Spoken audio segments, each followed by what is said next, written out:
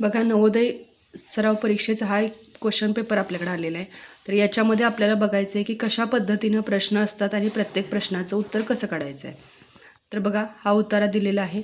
इथं वरती काय वाचत बसायचं, वेळ घालवायचा नाही. त्याच्यानंतर डायरेक्ट खाली जायचं आहे, उतारासुद्धा वाचायचं नाही. ही टेक्निक तुम्ही यूज केलीत तर तुम्हाला क्वेश्चनचे आन्सर पटकन निघतील.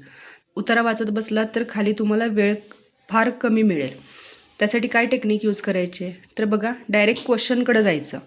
क्वेश्चन इथं वाचल्यानंतर बघा, काही शब्द आपल्याला समजतात, त्यामुळे हे शब्द आपण नंतर उतार्यामध्ये शोधू शकतो आणि आन्सर पटकन मिळेल.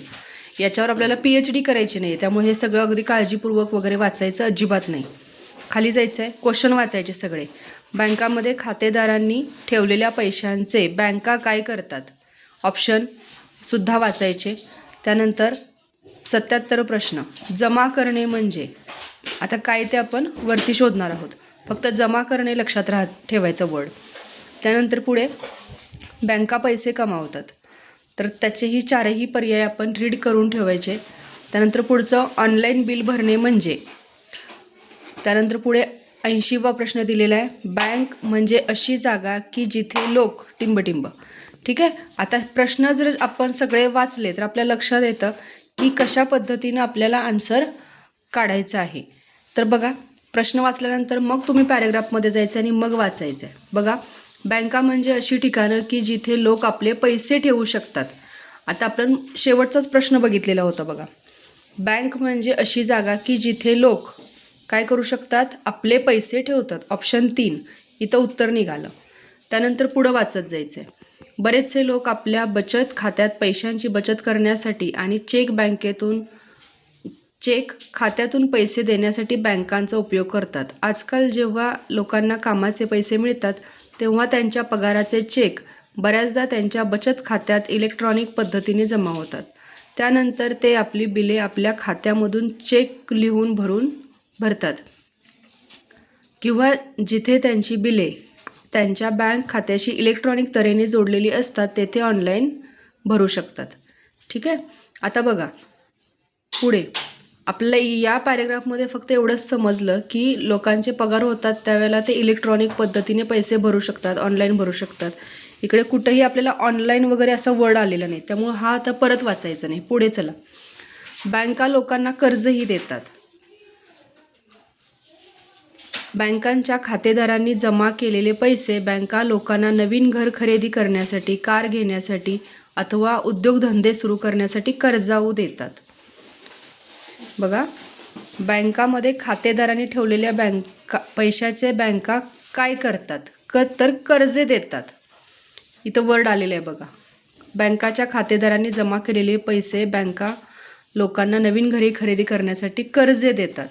किंवा पहिलं वाक्य दिले, बँका लोकांना कर्जेही देतात. म्हणून ऑप्शन नंबर 2 याचं उत्तर. त्यानंतर जमा करणे अजून सापडलं नाही आपल्याला. चला पुढे बघा, दुसऱ्या शब्दात सांगायचे म्हणजे लोकांनी जितके पैसे कर्जाऊ घेतलेले असतात त्यापेक्षा जास्त त्यांना परत करावे लागतात. बँकेला एखादा कर्जदार कितपत धोकादायक वाटतो आणि कर्जाची परतफेड किती वेगाने केली जाते या आणि इतर गोष्टींवर ही रक्कम अवलंबून असते. बघा, आता ह्याच्यावरून एक लक्षात आलं, जमा करणे म्हणजे काय, तर वाचवणे. ठीक आहे. जमा करणे म्हणजे वाचवणे. वरती आपल्याला डायरेक्ट काही प्रश्नांची उत्तरं सापडत नाहीत, तर आपल्याला हे लक्षात घ्यावं लागतं की हे नेमकं काय याचा उपयोग. पैशाची बचत करण्यासाठी इथेही आपल्याला लक्षात येऊ शकतं. याचा अर्थ काय, वाचवणे. बचत करणे याचाच अर्थ असणार आहे वाचवणे. बँका पैसे कमवतात, कशावरती कमवतात, कर्जावर व्याज आकारून. कर्जावर व्याज आकारून. वरती पॅरेग्राफमध्ये जर आपण बघितलं तर लक्षात येईल, दिलेलं इथं. अशा तऱ्हेने कर्जावर व्याज आकारून बँका पैसे कमावतात. अशा पद्धतीनं याही क्वेश्चनचा आपल्याला आन्सर निघालेला आहे.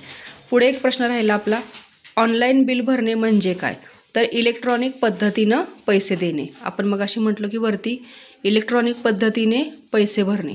ठीक आहे. ऑनलाईन भरू शकतात म्हणजे इलेक्ट्रॉनिक तऱ्हेने जोडलेले असतात आणि इलेक्ट्रॉनिक पद्धतीने आपण पैसे देऊ शकतो. तर एक लक्षात घ्या, कुठल्याही परीक्षेमध्ये, कुठल्याही स्पर्धा परीक्षेमध्ये उतार्यावरचे प्रश्न खूप महत्त्वाचे असतात.